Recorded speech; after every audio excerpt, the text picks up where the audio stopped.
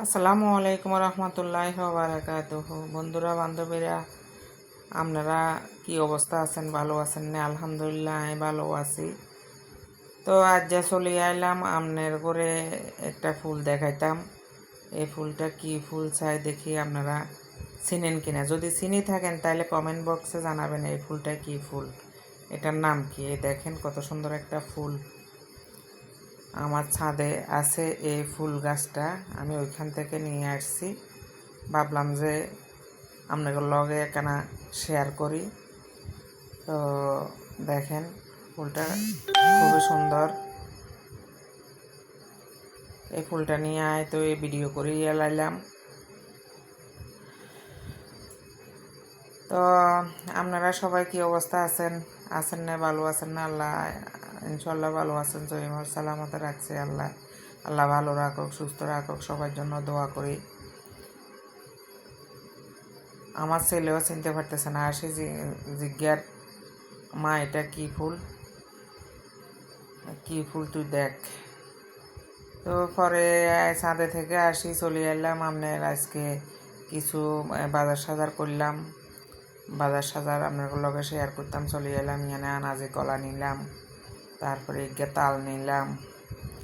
তালের পিঠা বানাই বেলা বলি এই তালগানা কি 30-40 টাকা। তারপরে আলু নিলাম, বাজার সাজারে যে দাম 30 টাকা করে আলু।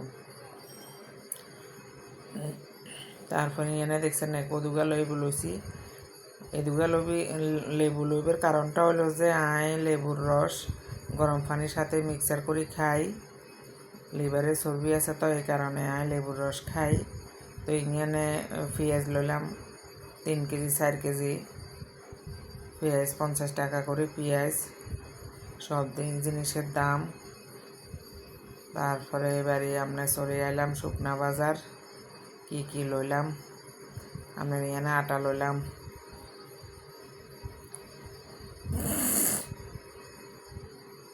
তারপরে যাই আপনার চিনি লইলাম, আটা চিনি।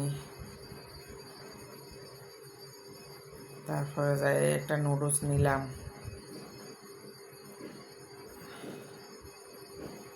সয়াবিন তেল 2 কেজি। সয়াবিন তেলে আর 1 মাস যায়।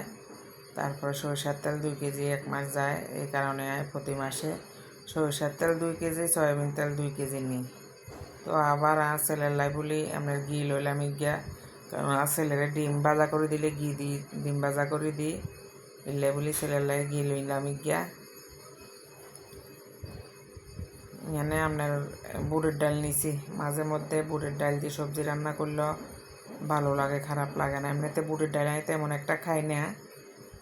তারপরে এবারে নিলাম, তারপরে দুধের প্যাকেট নিলাম। তারপরে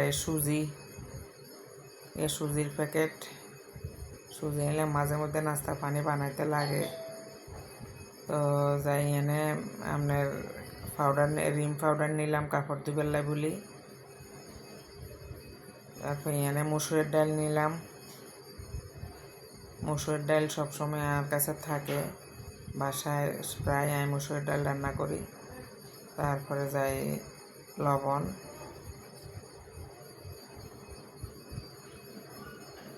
তারপরে এখানে ডেটল সাবান আর গিয়ে ইস্ট লইছি।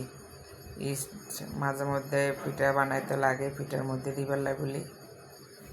তো আপনারা সবাই ভালো থাকেন, সুস্থ থাকেন।